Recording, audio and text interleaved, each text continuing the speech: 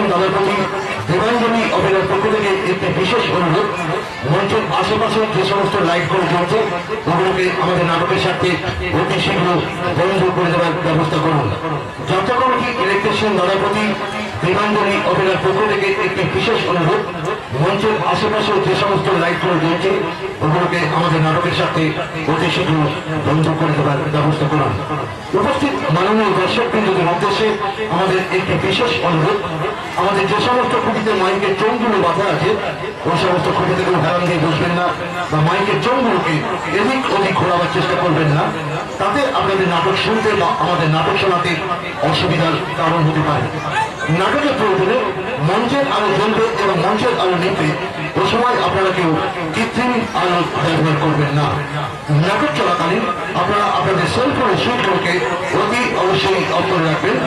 মাননীয় দর্শকবৃন্দদের উদ্দেশ্যে আমাদের আরেকটি বিশেষ অনুরোধ, নাটকের শেষ দৃশ্যের শেষ সংলাপ না হওয়া পর্যন্ত আপনারা কেউ আসন ত্যাগ করবেন না। ঘোষণা করি এখানেই শেষ হল। নমস্কার।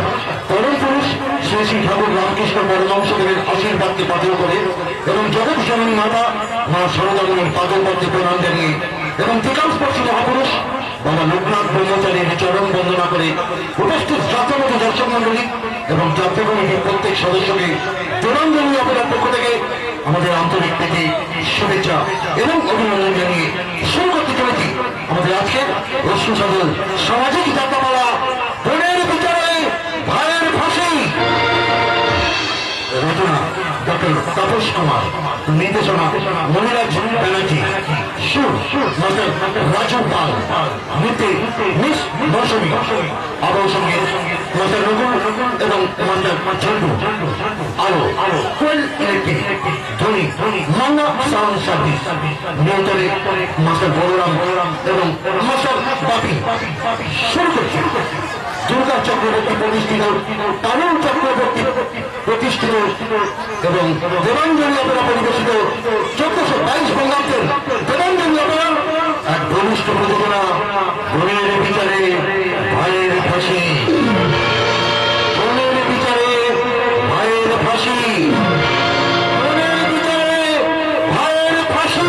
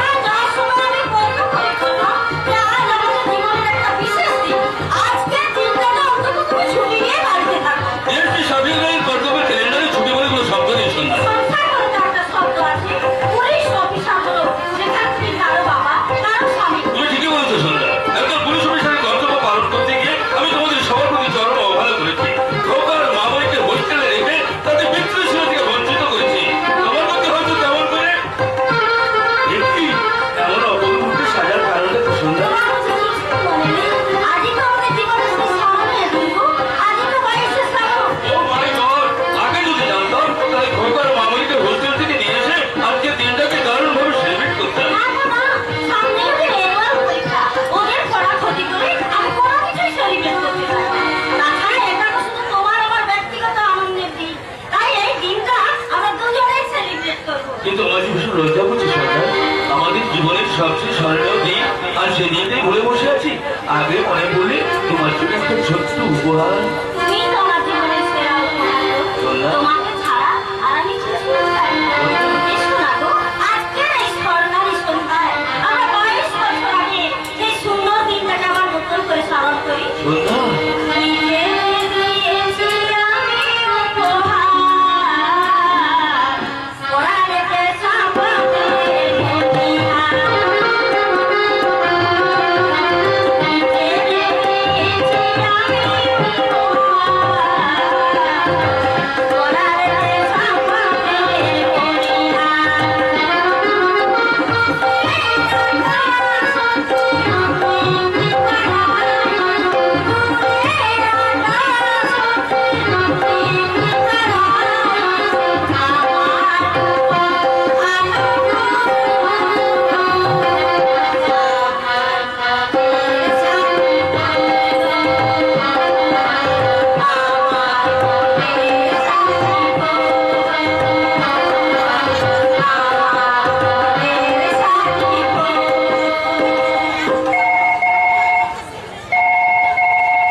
Hello hello, DSP speaking. What, কি বলেন? তুমি তো পাওয়া গেছে? ওকে, আমি এখানে আছি। কি আছে গো, কি হয়েছে? আর বড় সন্ধ্যা, স্মাগলিং করে 2 কিলোমিটার ভাড়া করে একজনকে অ্যারেস্ট করলেও আরেকজন তখন পালিয়ে গেছিল। সেটা পুরো বাড়িতে লুকিয়ে আছে। এই মুহূর্তে অ্যারেস্ট না করলে সে যে কোনো মধ্যে পালিয়ে যেতে পারে। আমি আসছি সন্ধ্যা, ফিরে এসে তোমার সঙ্গে বাড়তি কথাগুলো আমি করবো।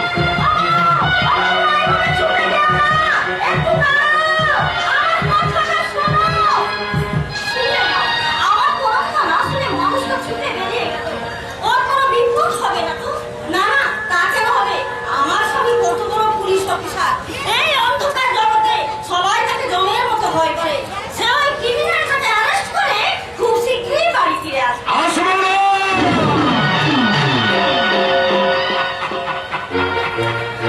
তোমার শরীরের সারা ওই ভুয়ো ক্রিমিনালকে সন্ধানে সারা শহর চোখের মতো ঘুরবে। আর আমি এখানে তোমাকে একটু তুর্কি নাচ নাচাবো। আমি সামন্ত নরহরি, মুখে যা বলি আমি তাই করি। তোমাদের একটু উচিত শিক্ষা দেখেছি। উচিত শিক্ষা। তোমার স্বামী ডিএসপি হয়ে তাকে সারা জ্ঞান করেছে, আমার জ্ঞানের ছেলেকে বারবার হেফাজত করে, আমার বিশেষের বারবার বাজিয়ে করেছে। তাই আমি এসেছি আজ ওর বারোটা বাজাতে। কি চমৎকার সেজে সবাই শোনা, আজ থেকে তোমাদের বিবাহ বার্ষিকী। তা বিবাহ বার্ষিকী তোমার স্বামী তোমাকে তোমাকে না পারলেও আমি তোমাকে দেব তোমাদের বিবাহ বার্ষিকী প্রত্যেক পুরো সপ্তাহ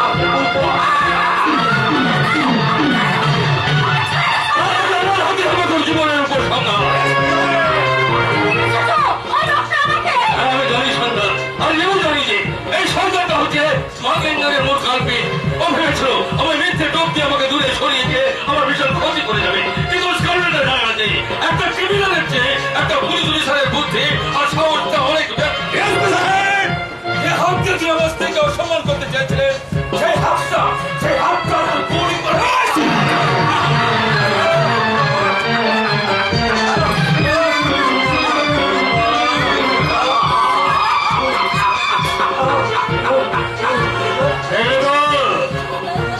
এগুলো তো বেশ পেশা নয়। তোমার বুদ্ধি আর সাহসের চেয়ে আমার বুদ্ধি যে কত বেশি তার পরীক্ষায় দেবে তোমারই সামনে আজ তোমার স্ত্রীকে একটু আদর করবো। আমার স্ত্রীকে পালিয়ে যাও, পালিয়ে যাও সন্ধ্যা।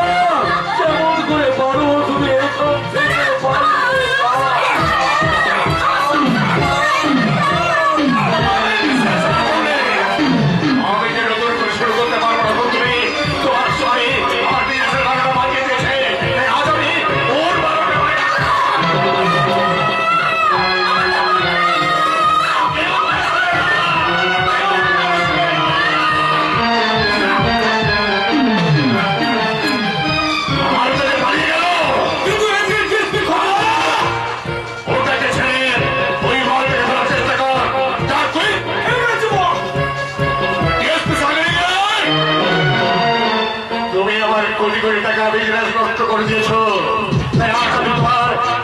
এমনিভাবে তোর বাদ করে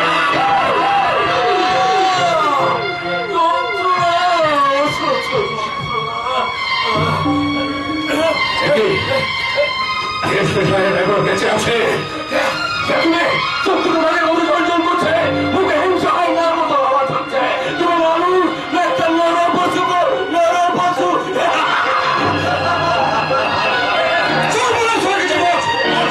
ছাপ দিয়ে আত্মহত্যা করেছে এদিকে ডিএসপি সাহেব ছোট্ট এখানে পুরোপুরি পাগল হয়ে গেছে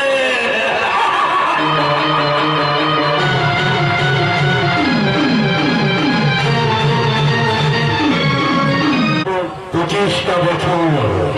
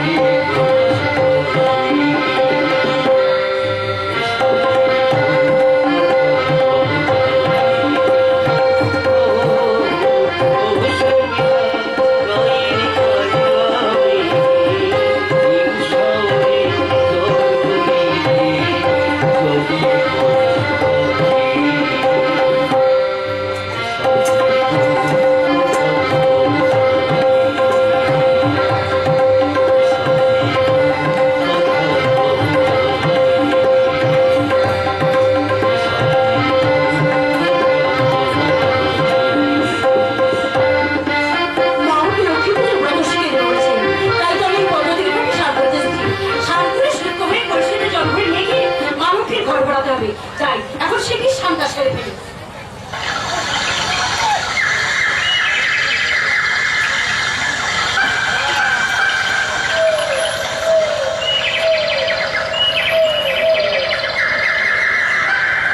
পতরাটা উঠছে নামছে নিশ্চয়ই মাছটা টোপ গিলে ফেলেছে কোনোভাবে ওটাকে পালাতে দেওয়া যাবে না মার খিচ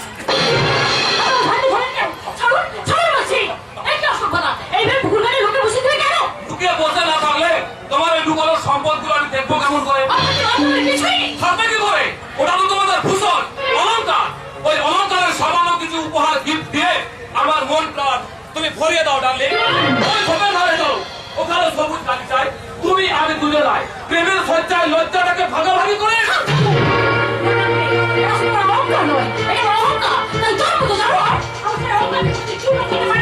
ছাড়খাড় করে দেবো ওই লজ্জার ভান্ডার আমি একেবারে ছাড়খাড় করে দেবো তোর এত সাহস তুই কিনা আমার গায়ে হাত তুলে তোর সব লজ্জা আমি জোর করে ছিঁড়ে নিয়ে তোকে আমি একেবারে লজ্জাহীন ভিখারি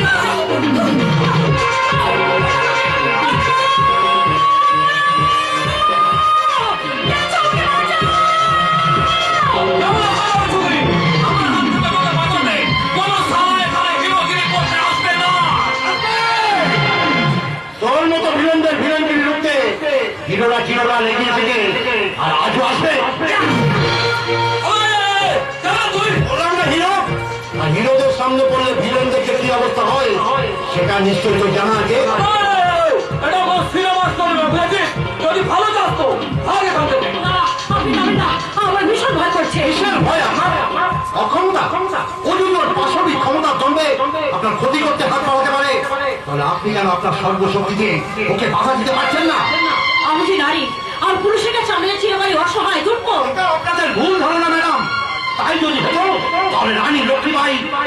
সিংহদের বুকে কাপড় জড়াতে পারতো না, প্রীতিলতা মাতঙ্গিনী হাজার মতো নারীরা ইতিহাস সৃষ্টি করতে পারতো না। আসলে আপনারা মেয়েরা লড়বার আগে ঘিরে বসে থাকেন বলে এসব ছুটকো মস্তানের দল নিজেদের নকশা ভাবতে শুরু করেছে। ঠিক বলছেন, আপনি ঠিকই বলছেন। আমি ওদের বন্ধের কাছে মাথা নত করবো, আমি প্রতিবাদ করবো। এই এই সরকার বলছিস তুই মেয়ে মানে তোদের হাতে খেলা করতে পাই না? বল বল জানোয়ার, কেন তুমি ওকে অসম্মান করছিস? বল। একটা মেয়ের হাতে মার খেয়ে আপনার পুরুষত্বের ফানুসটা পাঞ্জার হয়ে গেল বুঝি? ওই মেয়েটা যদি আজ আমার তুমি যে অপমান করালে এর বদলা আমি যথা সময়ে নেবো। আর তুইও শোয়া শয়তানে, ওর কথা শুনে আজ তুই যে ভুল করলি এর জন্য তোকে সারাটা জীবন পস্তাতে হবে। Yes! সারাটা জীবন, কথাটা মনে রাখিস।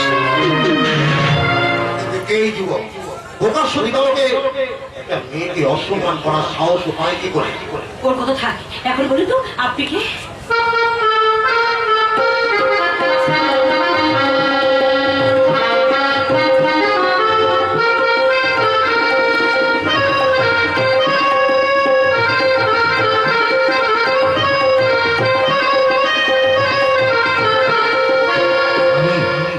আমি এই ছন্ন ছাড়া সমাজে সর্বহারা যাযাবর। ভাগ্য আমার সংসারে সংসার সার সবটুকুতে কেড়ে নিয়েছে। তাই তো পথই আজ আমার ঘর, আর পথই আজ আমার সংসার। তালিকার সব থেকে কাছের মানুষগুলো তো আজ আমার থেকে অনেক দূরে। তাই তো সব থেকে আমি শুধু একা, শুধু একা। আপনার বাবা মা কেউ নেই বুঝি? বাবা থেকেও না থাকার মতো স্মৃতি শক্তিহীন উন্মাদ। মা আমার 25 বছর আগে মারা গেছে। আপনি বিশ্বাস করুন, আমার মায়ের সেই মধুমাখা কণ্ঠস্বর আমি এখনো ভুলতে পারিনি। ভুলবো কেমন করে? মাঝে মাঝে রোজ রাত্রে আমাকে স্বপ্নে দেখা দেয়, আর আমার মাথায় স্নেহের হাতগুলি আমাকে বলে। কি বলেন আপনার মা? আপনি যাবেন আমার সঙ্গে আমার বাড়ি। আমার বাড়িতে আমার মা আছে, সেই মাকে দেখলে আপনার মার যন্ত্রণা অনেকখানি কমে যাবে। যাবেন আপনি? তো কোন অধিকারে যাবো? যদি বলি কোনো নতুন সম্পর্কের অধিকারে। নতুন সম্পর্কের অধিকার? আজ আমার অস্বীকার করতে কোনো লজ্জা নেই। আপনি না থাকলে এতক্ষণে আমাকে শ্মশান যাত্রী সাজতে হতো। তাই আপনি আমার জীবনও বাঁচিয়েছেন, তাই আমার জীবন আমি আপনার পায়ে অর্পণ। না, আপনি নয়, শ্যামলী। তুমি কি করলে শ্যামলী? যে মানুষ থাকা যাযাবরী জীবনটাকে একটা অনিশ্চয়তার স্রোতে ভাসিয়ে দিতে চেয়েছিল, তাকে কি তুমি আবার নতুন করে ঘর স্বপ্নে ফেরাতে পারবে? আমি আপনারই চেষ্টা করবো। তোমার সমস্ত সুখ আমি সমান ভাগ করে নেব। শ্যামলী, শপথ নিলাম আমরা দুজনে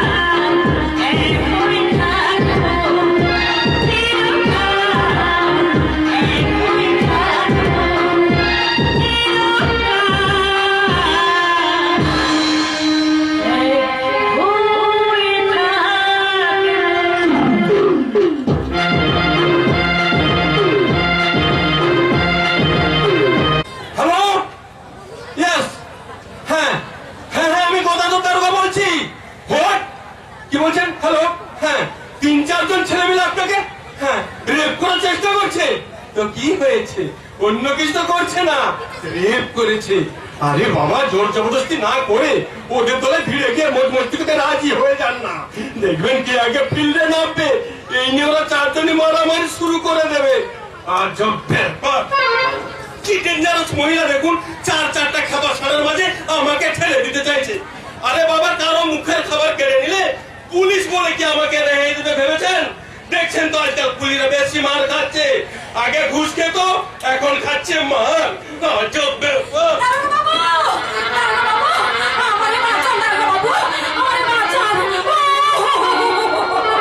আরে কাঁদছো কেন? কি হয়েছে? আমি ওই রাস্তাতে আইছিলাম, ওই দুটো সার আজব ব্যাপার। আজকাল মেয়েদেরকে দুরবস্থা ভাবুন, সারগুলো পর্যন্ত মেয়েদেরকে খুন করতে চলেছে। না দারোগা বাবু, সার মানে আমি ওই গরুর কথা কইছি না, ওই দুটো সারের মতো গুন্ডা। আজব ব্যাপার, সারের মতো গুন্ডা। তা ওরা তোমার কি করেছে? ওরা আমাকে অনেক কিছু করেছে দারোগা বাবু।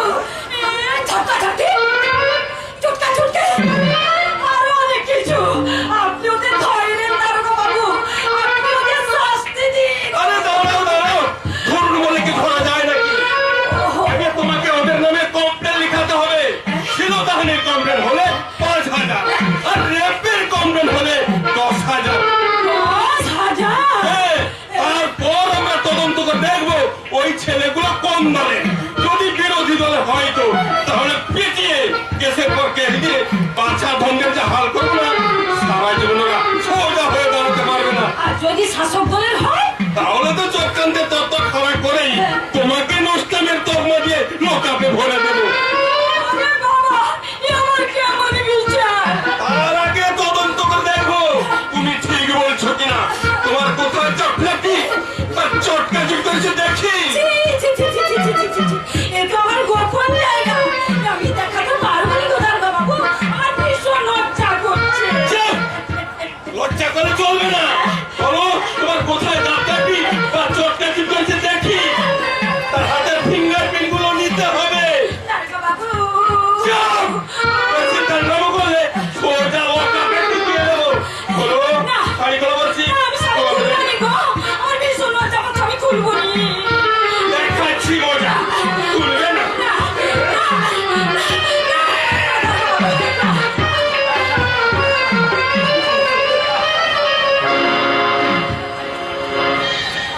আজব ব্যাপার। তুমি কে আপনি? I am DSP প্রতিজ্ঞা রায়। সরি ম্যাডাম, আপনি হঠাৎ এই বেঁচে? এই বেশে না এলে কি এই থানার নিয়ম কানুন গুলো এত সহজে আমি জানতে পারতাম? তার কোন কমপ্লেনের কত রেট ধার্য, তার রেট চারটা আমায় দেখান তো। কোন শাসক দলে চাঞ্চ হলে সে 7 খুন করে মাপ, আর বিরোধী দলের কোন নির্যাতিতা হলে তাকে পিটিয়ে সাপ। এটা কোন আইনের কোন পাতা লেখা আছে সেটা আমায় দেখান তো। সরি ম্যাডাম, আমি তো আসলে রসিকতা করেছিলাম। বিষয় রসিকতা? একজন নির্যাতিতা নারী আপনার সামনে বিচার চাইতে এলে আপনি তার কাপড় খুলে গোপন জায়গায় ক্ষতস্থান পরীক্ষা করবেন? ম্যাডাম, আপনি পুলিশ জাতির কলঙ্ক। আর আপনার মতো পুলিশের চরিত্রের দুর্বলতা জেনে ফেলেছে বলে আজকালকার পাবলিক আপনাদের যখন তখন বড় ধরাই দেয়। আপনাদের মতো পুলিশকে জনরসের হাত থেকে বাঁচাতে থানার মধ্যেও টেবিলের তলায় ফাইল চাপা দিয়ে লুকোতে হয়। আমার ভুল হয়ে গেছে ম্যাডাম। আসলে এখানে আমাদের হাত পা বাঁধা। স্থানীয় নেতাদের কথা মতো চললে কখন যে কোথায় বদলি করে দেবে তার কোনো ঠিক নেই। বদলি হয়ে গেল আদর্শ পুলিশ জাতির চরিত্র কখনো বদল হবে না। শুনুন মিস্টার, নেতাদের পায়ে গড়াগড়ি না দিয়ে নিজের সিটটাকে সোজা করে রাখো। ম্যাডাম। একটা কথা মনে রাখবেন, নেতারা তার ক্ষমতার গতিতে মাত্র 5টা বছর থাকবে, আর আমরা থাকবো অন্তত 25টা বছর। ওই 5টা বছর পরে যখন নেতাদের ক্ষমতার ছাতাটা চলে যাবে, তখন ওদের সেই পুরনো কেসগুলো তুলে ধরে বোঝা দেবো সেই প্রবাদ বাক্য যে বাগে ছুলে 12 ঘা আর পুলিশে ছুলে 18 ঘা। আমার নেতায় ছুঁড়ে কোথায় যে কতগুলো খাওয়া হয় তা কিন্তু গুণে শেষ করা যায় না ম্যাডাম। আসুন স্যার, তিনি আমাদের নতুন ডিএসপি সাহেবা। নমস্কার।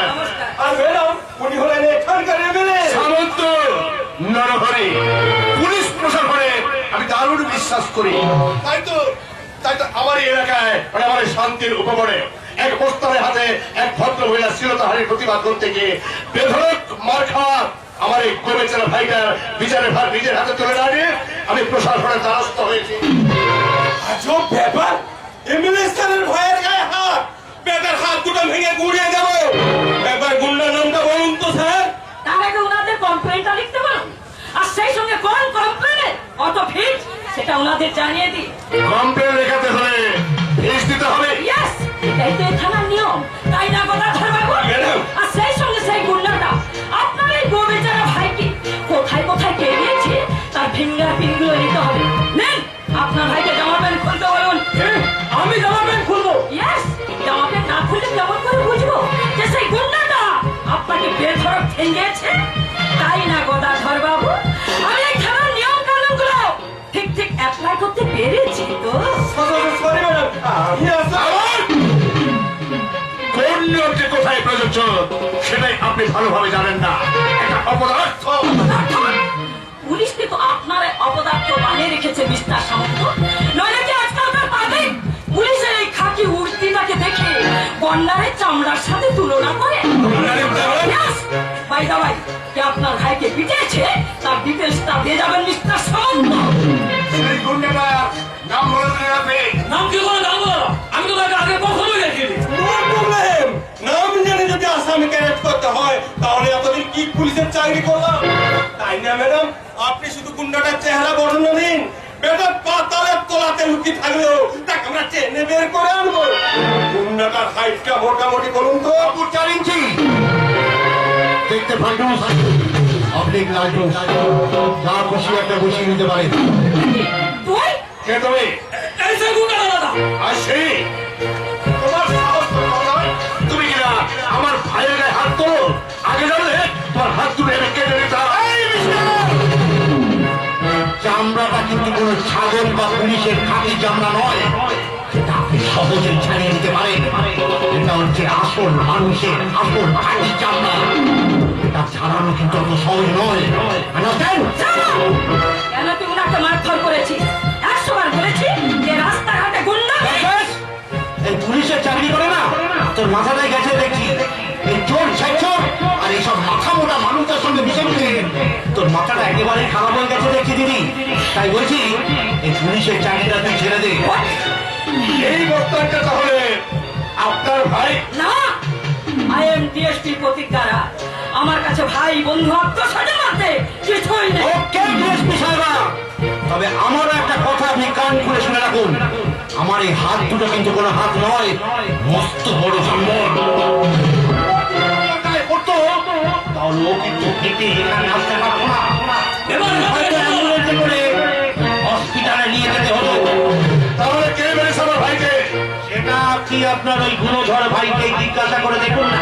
এবার এখান থেকে চলো দাদা। ডিএসপির ভাই গুন্ডামি করলে তার কি কোনো সাজা হয় নাকি? শুধু ভাই কেন, তার বাবাও যদি অপরাধ করে থাকে তাকেও সে ছাড়ে না। অ্যারেস্ট করুন আপনার ভাইকে। দেখে একটা সাহস কত। আমি কি বলছিলাম স্যার, ঝামেলাটা যখন নিজেদের মধ্যেই হয়েছে আমার সঙ্গে তো কোনো ঝামেলা হয়নি। ঝামেলা হয় না? ঝামেলা হয়নি মানে? আমার ভাইকে বের হয়ে পিটিয়ে বলছো কিনা ঝামেলা হয়নি? আরে দূর মশাই, আমি আপনার ভাইকে পেটে দিয়ে যাবো বন্ধুকে। আপনার ভাইকে তো একটা মেয়ে ধরে আর কেন পিটিয়েছে সেটা আপনি আপনার ওই গুণধর ভাইকে জিজ্ঞাসা করে দেখুন না। কি ব্রাদার, নিজের কুকীর্তির কথা তুমি বলবে না আমি বলবো? চলো, ওসব মিথ্যা বলছো দাদা। আমার মেয়েটার সঙ্গে বড় খারাপ ব্যবহার করে। এরা সবাই মিলে তোমার আর আমার বিরুদ্ধে এরা সব মিথ্যা কথা বলছে। এবার এখান থেকে চলো দাদা। ওরা সবাই মিলে তোমার আর আমার চক্রান্ত করতে চাইছে দাদা। এরা চক্রান্ত করতে না আমি তো কলা খাইনি। মানে আপনার ভাই একটা মেয়ের শিলতাহানি করবার চেষ্টা করেছিল। আরে মেয়েটাই আপনার ভাইকে উত্তম মতো লজ্জা আমার মাথা কাটা যাচ্ছে। ওই সুরটাকে যদি এই সময় সামনে পেতাম তাহলে তো জুতো বেটা করতাম। আপনার কিন্তু আপনার ভাই রেহাই পাবে না মিস্টার সামন্ত। ওই মেয়েটি যদি আপনার ভাইয়ের নামে কমপ্লেন করে তাহলে কিন্তু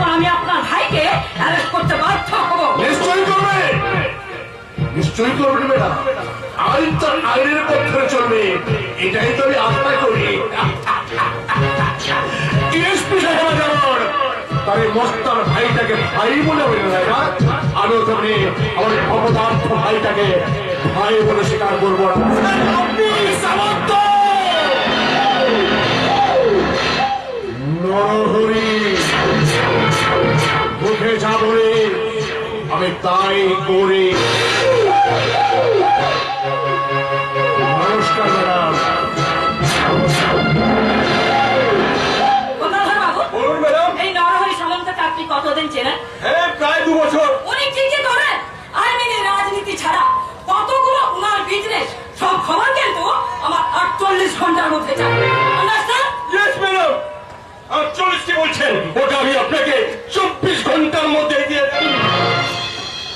24 ঘন্টা? 24 ঘন্টা কেন, 24 মাসেও পুলিশ নরহরি সামন্তর ওই আসল টিকিটই খুঁজে পাবে না। শুনি ম্যাডাম, দাঁড়া, তোর সঙ্গে আমার কথা আছে। একটা বেকার বাউন্ডুলে মস্তানের সঙ্গে আপনার কি কথা থাকতে পারে ম্যাডাম? একটা মেয়ে যদি ওই এমএলএ ভাইকে পিটিয়ে থাকে, তো ওরা তোর নামে কমপ্লেন করতে এলো কেন? এটা আপনার পুলিশই তদন্ত করে দেখুন। তাতে যদি তুই দোষী বলে প্রমাণিত হস, তাহলে কিন্তু ভাই বলে তুইও রেহাই পাবি না। জানি ম্যাডাম, ওই কথাই বলে না, পুলিশ কারো নয়, পুলিশ তার ক্ষমতা পাওয়ার জন্য মা বাবা ভাইকেও ওই আইনের কাজ করায় দাঁড় করাতে পারে, কিন্তু মায়ের নিজের শাস্তি দিতে পারে না। আমি কোনো পুলিশের ভাই নই, খাকি পোশাক থাকে না, আমি ঘেন্না করি, ঘেন্না। আমার কথা শুনে না ভাই, আমার কথা শুনে না। জানি ভাই, জানি পুলিশের উপর কেন তোর এত ঘৃণা, কিন্তু আমি যে নিরুপায় রে ভাই, আমি যে নিরুপায়। তুই আমাকে ক্ষমা কর, তুই আমাকে ক্ষমা কর।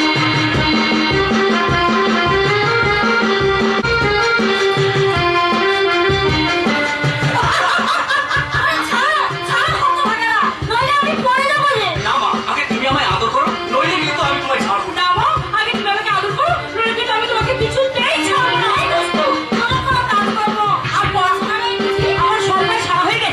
আর একটা রবিবার আমার কলেজ ছুটি, তাই ছুটি আজ তোমার আদর নেবো।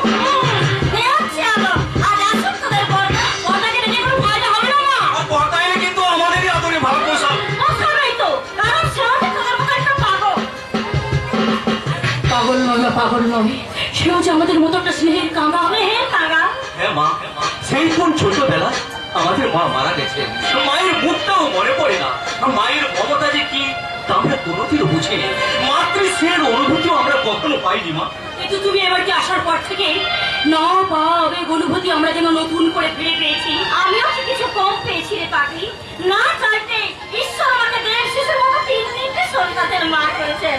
এটাই তো আমার জীবনের সবচেয়ে বড় উপহার। তাহলেই বা তুমি আমাদের আদর করো। এর পরে হলো হ্যাঁ মা, আমরা তোমার কোলে মাথা রেখে শুই, আর তুমি সেই প্রথম দিনের গাওয়া গানটা গাইতে দেখি আমাদের মাথায় হাত বুলিয়ে দাও। প্রথম দিনের গানা।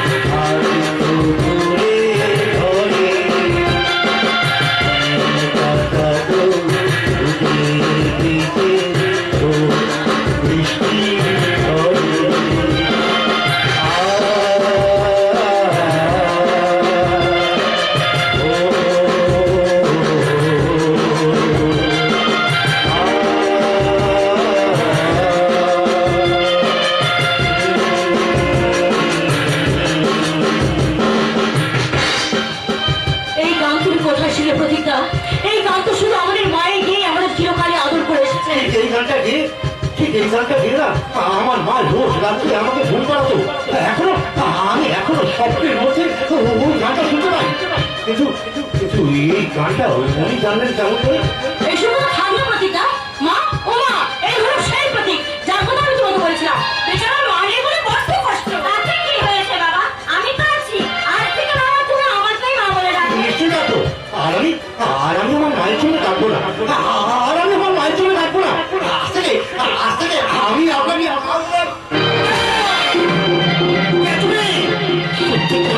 তুমি কে? আমাদের বাড়িতে আপনি আগে থেকে জেনে কেন চিনবো না? ওনার সাথে আমার রক্তের সম্পর্ক। উনি যে আমার গর্ব ধারিণী মা। চিনতে পারছো না মা? নাকি অভিমানে অভিনয় তুমি আমাদের উপর নীরব প্রদর্শন নিচ্ছ মা? সেদিনকার সেই ঘটনার কথা আমি এখনো বুঝতে পারিনি। দেখো আমি প্রতিশোধের পেশায় চলছি। মনে করার চেষ্টা করতো আমাদের বাবাকে উন্মাদ করে দিচ্ছ। আর তোমাকে 25টা বছর আমাদের জীবন থেকে দূরে সরিয়ে দিতে বলো মা, তুমি যদি একটিবার বলো। আমার মা বুঝি আমার নাম রাখতেছিলেন, তাই বুঝি ভুল করে তুমি আমাকে নিজের মা ভেবে নিয়েছো। ভুল নয়। তোমার দুচোখের ওই মমতাকে আমার অনেক দূর রেখে না মা। তোমার ওই মাতা পঞ্চকে আমার অনেক দূরে জানা মা। তোমাকে একটি বারের জন্য মনে করছে না তোমার তোমার কোলের মাথা রেখে রাজুলে তার ঘুম আসতো না। তোমার হাতে নাকে রেখার ধরতো না। এমনি করে তুমি তোমার কোথাকে ভুলে যেও না মা। এমনি করে তুমি তোমার কোথাকে ভুলে যেও না। তুমি চুপ করো, আমি আবার বলছি আমি তোমার মা নই। কেন মামা শুনতে পারছে না? বলে কি মায়ের স্মৃতি? এই ছেলেটা তখন থেকে কি সম্ভব? ভাবছি তোমার ছেলে নই বলে তুমি কি একটিবার আমাকে বোকা করে ডাকতে পারো না? অসম্ভব। তাকে নাকি খোকা বলে ডেকে আমাদের মাতার মাতৃস্নেহটাকে ভাগ করে দিতে পারে না। তোরা কি রে, একটা অজানা অচেনা বাইরের ছেলে এসে আমাদের মায়ের মায়া মমতা গুলোকে চুরি করে আমাদের মাকে ব্ল্যাকমেল করতে চাইছে। আর তোরা কি না বাইরেও নয় বুঝি, ও আমার চুপ। যে আমার মায়ের মাতৃস্নেহে ভাগ বসাতে চায় সে আমার কাছে শত্রু। হ্যাঁ শত্রু। তুমি ওকে বলে দাও না। তুমি শুধু আমাদের মা আর আমরাই তোমার সন্তান। ওই ছেলেটা তোমার কেউ নয় মা। আমরা ছাড়া আর কাউকে তুমি খোকা বলে ডাকবে না। কাউকে না। আপনি আমার কথা শুনবেন, আমার কথা শোন। তোমার ছেলে একটা, ও মনে করেছে আমি তোমাকে খোকা বলে ডাকলে ওদের আবার কম করে যাবে। ওর কথা তুমি কিছু মনে করো না বাবা, তোমাকে আমি আমার জন্য আপনাদের কাউকে ভাবতে হবে না। আমার ভাইয়ের কথা তুমি রাগ করলে প্রতীকটা। রাগ নয় শ্যামলী, রাগ নয়। আমি শুধু ভাবছি আমি একদিন ঠিক ভেঙে দেবো শ্যামলী। আমি প্রমাণ করে দেবো পৃথিবীর অন্ধকার দিয়ে কখনো রক্তের সম্পর্ককে ঢেকে রাখা যায় না মা। কখনো রক্তের সম্পর্ককে ঢেকে রাখা যায় না। এই পৃথিবী ছিল সোনালি, হয়তো করে ঘরে দিন কাটাতো ঘুটে বিছে।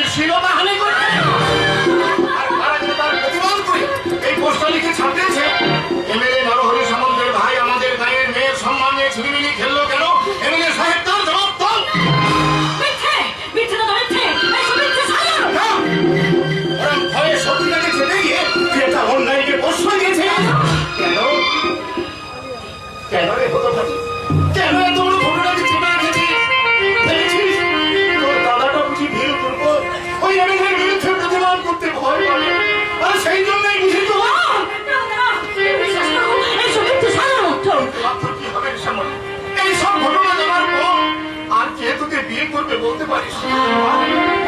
তুমি বলতে পারো এখন আমি কি করবো? শ্যামলীকে তুই এখনই থানায় যাবো না। এবারে ওই রক্ত ভাইটাকে তুই উচিত শাস্তি দে। তাই দিন, ওই অসভ্য ইঁদুরটাকে আপনারা এমন শাস্তি দিন যা দেখে এমন কাজ যেন আর কোনোদিন কেউ কোনোদিন করতে সাহস না পায়। আমি সামন্ত নরহরি, অন্যায়কে ভীষণ ঘৃণা করি, তাই তো আমার এখানে আসা। আপনারাই বলুন আমার ভাইয়ের কি শাস্তি চান? ইচ্ছে করলে ওকে আপনার গণধরাই দিন, যা খুশি করুন, তোমার তো ধর্ষণ থেকে করো। হাত জোর করে অনুরোধ করে বলছি, আপনি এখান থেকে চলে যান। আমার প্রতি এইসব কিছুই হয়নি। মা, মা গো, মা, তুমি জানো মা, আমি কোনোদিন কোনো কথা তোমার কাছে গোপন করিনি। তুমি একটু দাদাকে বুঝিয়ে বলো না মা, যে এইসব মিথ্যে সাজানো। আমাদের কোনো গোপন শত্রু হয়তো আমাদের বদনাম রটাবার জন্য এইসব মিথ্যে ষড়যন্ত্র করছে মা। মিথ্যে ষড়যন্ত্র করছে শ্যামলী। তাই যদি হতো আমার চেয়ে বেশি সুখী হয়তো আর কেউ হতো না। কিন্তু এই পোস্টারটা দেখে আমার ভাইকে মারধর করতে সে আমার কাছে সব কিছু স্বীকার করে দিয়েছে। তাই তো ভাইটাকে মেরে হাত মনে করে আমি আপনাদের কাছে ছুটে এসেছি ক্ষমা চাইতে। আপনি আমায় ক্ষমা করুন মাসিমা।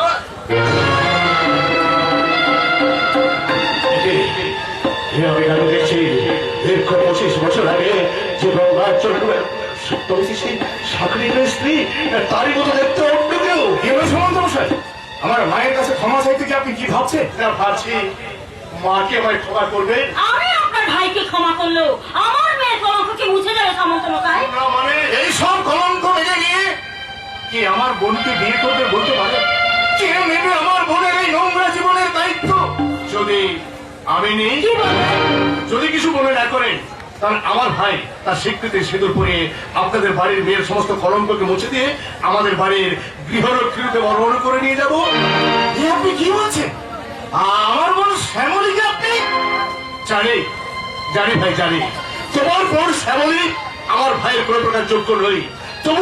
তবু আমার প্রস্তাবে আপনারা রাজি হন, তাহলে ভাববো আমার ভাইয়ের জীবনে একটা সাপে বর হয়েছে। কিন্তু নয় ভাই, কোনো কিন্তু নয়। শুধু শ্যামলী মনের কথা নয়, আমার একমাত্র ভাই যে জীবনে একটা মাত্র ভুল করে তার জীবনটাকে নষ্ট করতে বসেছে, সেই ভাইয়ের কথা চিন্তা করে আমি আপনাদের কাছে এসেছি ভিক্ষে চাইতে। তোমার বোনকে তুমি ভাই ভিক্ষে দাও ভাই, তোমার বোনকে তুমি ভাই ভিক্ষে দাও। তুমি বলতে পারো এখন আমি কি করবো? যে শ্যামলী সারা জীবনের স্বপ্নগুলোকে ভেঙে খান খান করে দিয়েছে, সে কি পারবে শ্যামলীর জীবনটাকে আবার নতুন করে জোড়া লাগাতে? এছাড়া আর যে কোনো উপায় নেই রে বইয়া। তাই তো সামন্ত মশাইয়ের প্রস্তাবে আজ আমি রাজি। ধন্যবাদ আপনাকে, অশেষ অশেষ ধন্যবাদ মাসিমা। আমি সামন্ত নরহরি, যাহা নয় আমি তাই করি।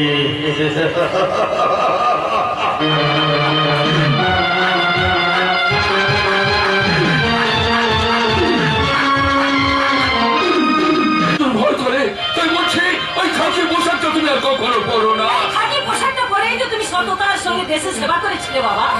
এই খাকি পোশাকটা পরেই তো তুমি বেস্ট পুলিশ মেডেল পেয়েছিলে। তোমার মনে নেই বাবা? আছে তো, ওই খাকি পোশাকটা পরে আমি বেস্ট পুলিশ মেডেল পেয়েছিলাম। আর আজ ওই খাকি পোশাকটার জন্য আজ আমি পাচ্ছি বেস্ট হাহাকার।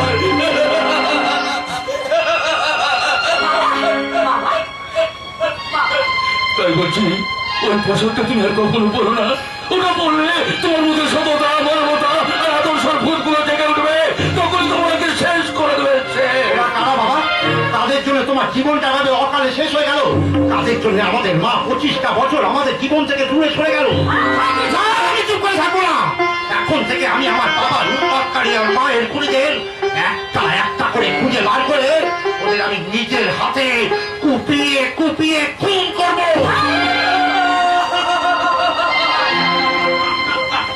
তোমরা কেউ পারবে না, ওরা যে রক্ত বীজের চারা গো। একটাকে শেষ করলে হাজারটা জন্ম নেবে। তাই তো ওদের পরিচয় ওর একটা নতুন। বাবা বাবা ওদের পরিচয় কি? ওদের দেখতে কেমন? অর্ধেকটা মানুষ আর অর্ধেকটা পশুর মতো দেখতে। তাই তো ওদের পরিচয় ও একটা নর পশু। বন্ধ করো তোমার ওই পাগলের পোলা। এইভাবে অসুস্থ মানুষটাকে প্রেশার দিতে তোর বিবেকে বাড়ছে না? তুই কি চাস মানুষটা ওখানে শেষ হয়ে যা? মানুষটাকে আর সত্যি বেঁচে আছে না দিদি? না, নেই নেই। নিজের সঙ্গে যুদ্ধ করতে করতে মানুষটাকে কবে শেষ হয়ে গেছে। আর ওই শেষ হয়ে যাওয়া মানুষটাকে নিয়ে আমরা শুধু পাগলামো করছি, পাগলামো। সেদিন সেদিন সত্যি কি আমাদের পাঠ ভুল হয়েছিল? একবার ভালো করে মনে করবার চেষ্টা করবো। আমার মনে বলছে ওরা আমার স্বপ্নগুলোকে খুন করেছে, আমার আশার পাপড়িগুলোকে ওরা একটা একটা করে ছুঁড়ে ফেলেছে। কিন্তু কিন্তু আমার সততা আর মানবতা আর আদর্শে একটা কাঁটা ওঠে লাগাতে পারেনি। ওরা যদি আবার ফিরে আসে আমার সন্ধ্যার মতো তোমাদেরকেও যদি ওরা কুপিয়ে কুপিয়ে খুন করে, আমি যে পাগল, আমি যে পাগল। না, আর আমি কাউকে ঘুমোতে দেবো না। আমি আমার সন্ধ্যাকে আগলে রাখতে পারিনি ঢুকি, কিন্তু আমার সততা, আমার মমতা আর আদর্শকে আমার বিবেকের ঘরে ঢুকে রাখবো। আমার বিবেকের ঘরে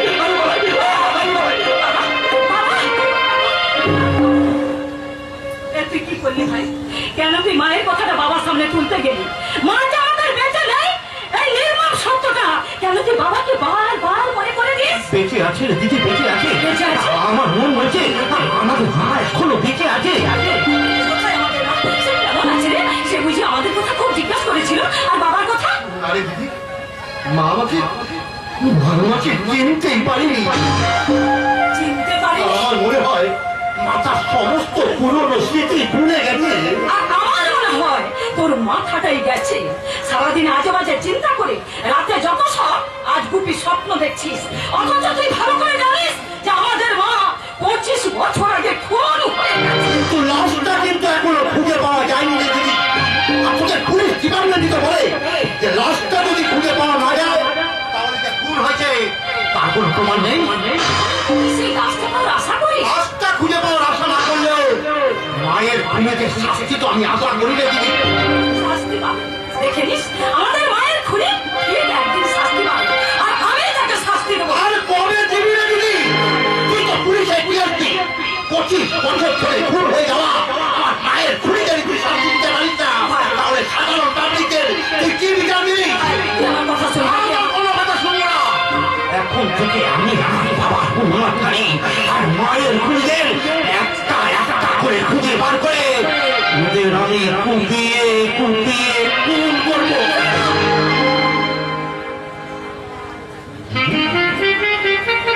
খুব মস্তান হয়ে গেছিস তাই না? ভেবেছিস পুলিশের চাকরি করছে বলে মায়ের খুনির বেদনা আমার হৃদয়ে বাজে না? বাবার অনুমান যন্ত্রণা দেখে আমার মনটা কাঁদে না? কাঁদে, কাঁদে রে ভাই, কাঁদে। তাই তো শত কাজের মাঝেও এখন আমি মাঝে মাঝে খুঁজে বেড়াই কেন কেন আমাদের মাকে খুন হতে হলো, কেন আমাদের বাবাকে অনুমান করতে হলো। কিন্তু কিন্তু এখনো পর্যন্ত কোনো ক্লু আমি খুঁজে পাইনি রে ভাই, আমি খুঁজে পাইনি, আমি খুঁজে পাইনি। তুই কাঁদছিস? আমি তোকে মেরেছি বলে খুব লেগেছে তাই না? আমার লাগেনি তো। তাহলে নীরবে চোখের জল ফেলছিস কেন? আনন্দে রে দিদি, আনন্দে। আনন্দে? ধর্মটা ভালো। তোর যে মনের স্নেহ মায়া মমতা গুলো এখনো হারিয়ে যায়নি, সেটা দেখে আমার চোখে জল এসে গেছে রে দিদি। মিথ্যা কথা! আমি তোকে মেরেছি বলে খুব লেগেছে তাই না রে? পুলিশের চাকরি পাওয়ার পর থেকে আমি খুব নিষ্ঠুর হয়ে গেছি তাই না রে? যেই হাতে এতদিন তোকে আমি আদর করতাম সেই হাতে কিনা আজ আমি তোকে মারলাম। না রে ভাই না, আর আমি তোকে কখনো মারবো না রে ভাই, আমি তোকে কখনো মারবো না, কখনো না, কখনো। আসবো ভালো, রাখবো ঘুরে, এই জীবন হাসি গানে, তাই মনে হয় আজকে বুঝি গেলে না সার করে টানে। আসবো ভালো, রাখবো ঘুরে, এই জীবন হাসি গানে,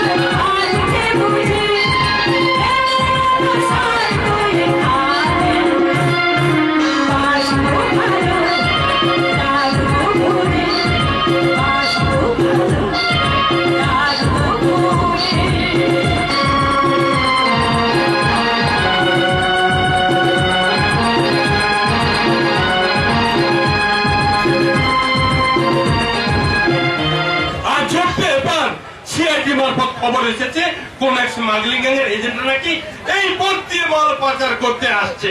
শালা কোন রকম যদি ওদেরকে আমি পাকপাক করতে পারি তাহলে আমার প্রমোশন আর কি আটকায়।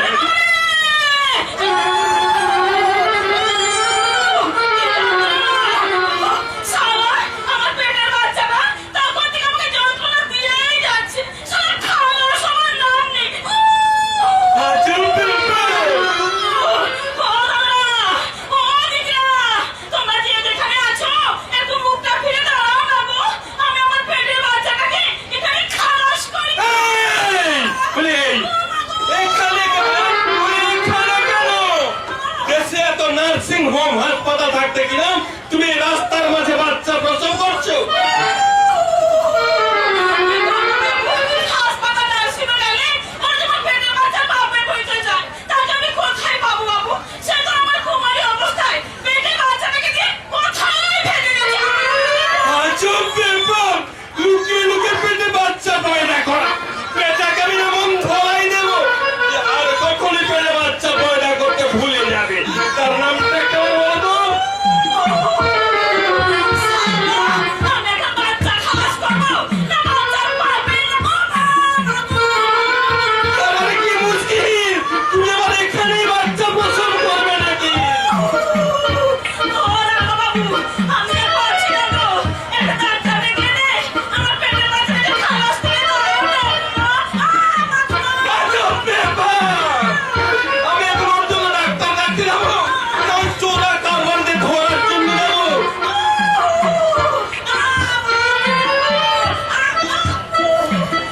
আজব ব্যাপার।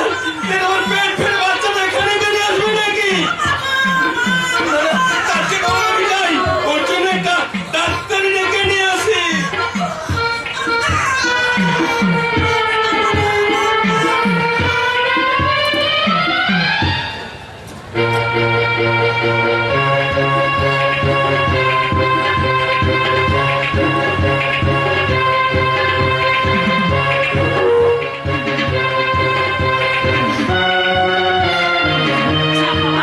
সারা পুলিশটাকে কোনো রকম এখান থেকে ভাগিয়েছে। এবার আমাকে এখান থেকে ভাগাতে হবে, নইলে যে কোনো সময় আমি ধরা পড়ে যেতে পারি। কারো বাবা সাথে নেই যে তোকে ধরে, তাই তো পুলিশের চোখে ধুলো দিতে তোকে এই সাথে সাজিয়েছি। চাচা, সবাই দেখলে তোকে ভাবে তোর পেটে বাচ্চা আছে, অথচ তোর পেটে আছে গাঁজা আপনি চালান। যার দাম 3 লাখ টাকা।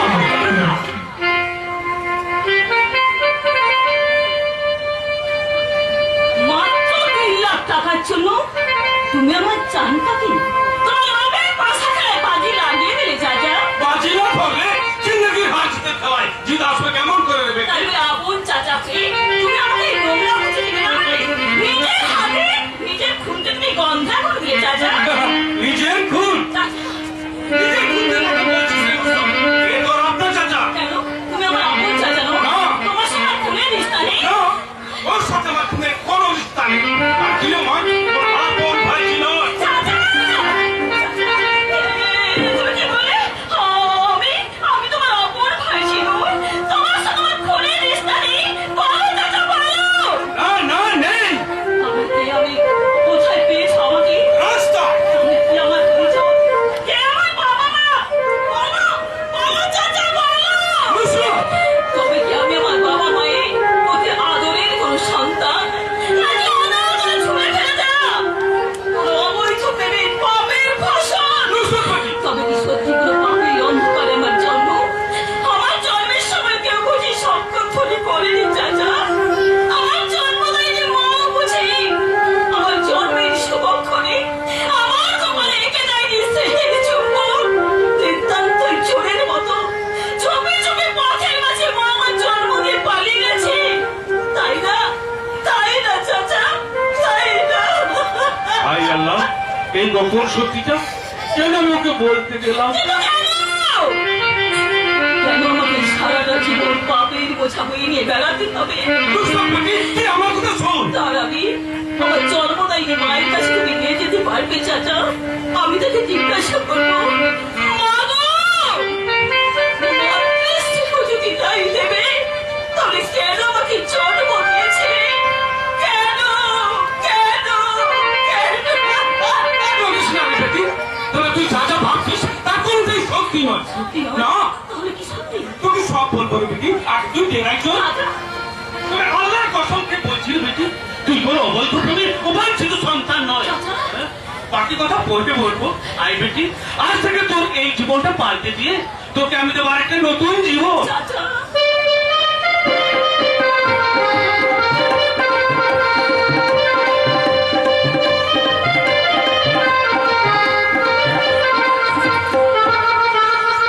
করোনা, এই বাড়ি কিছুতেই করোনা। কেন? কেন তোমাদের ইচ্ছে যুবক আসতে আমাকে বলে দিতে চাইছো? কিসের কলঙ্ক মা? কে বা কার আমার নামে কথা ঘটিয়েছে? আর সেই মিথ্যে কলঙ্কের বোঝা আমার মাথায় চাপিয়ে দিয়ে কেন কেন আমাকে একটা মিথ্যে কলঙ্কের বোঝা মাথায় নিয়ে বেঁচে থাকতে হবে মা? যাকে তোমরা আমার জীবনে জড়িয়ে দিতে চাইছো তাকে নিয়ে বসে চিরটা কাল আমাকে মিথ্যে সুখের ভান করে দিতে হবে। স্বামী তো আমি চাইনি মা, গরিব হলেও আমি তো একটা সুন্দর মনের মানুষ চেয়েছিলাম। এখনো সময় আছে মা, আমি তোমাদের হাত ছাড় করে অনুরোধ করে বলছি এই বিয়ে তোমরা বন্ধ করে দাও। কারণ আমি একজনকে ভালোবাসি মা। কাকে ভালোবাসিস তুই? সেটি তোর সব কলঙ্ক মেনে নিয়ে তোকে বিয়ে করতে রাজি হবে। কিসের কলঙ্ক দাদা? কে বা কারা আমার নামে মিথ্যে আলাদা রটিয়েছে? আর সেই রকমই তোমরা সত্যি ভেবে কেন তোমরা তো চিন্তা করছো? ওরে, আমি কি তোর দাদারে হতো ভাই?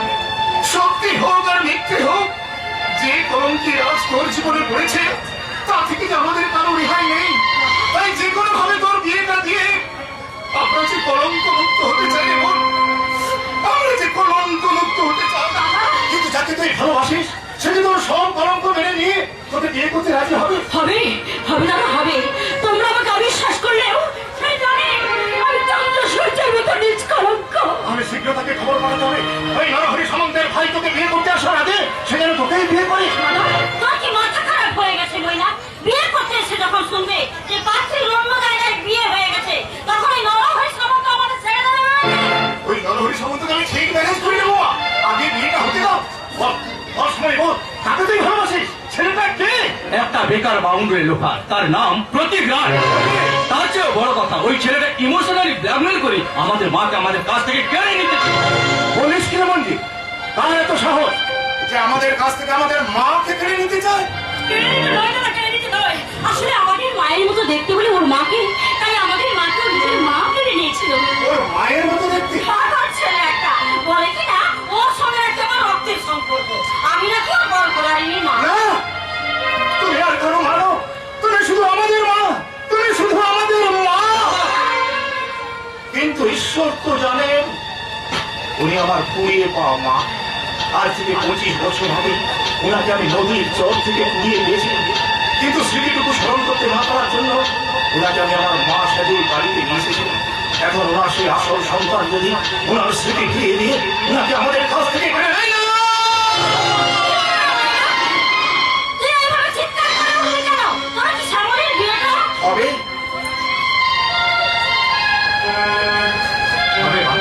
তবে বেকার বাউন্ডারি লোফারটার সঙ্গে নয়, বিয়েটা হবে নরহরি সামন্তের ভাই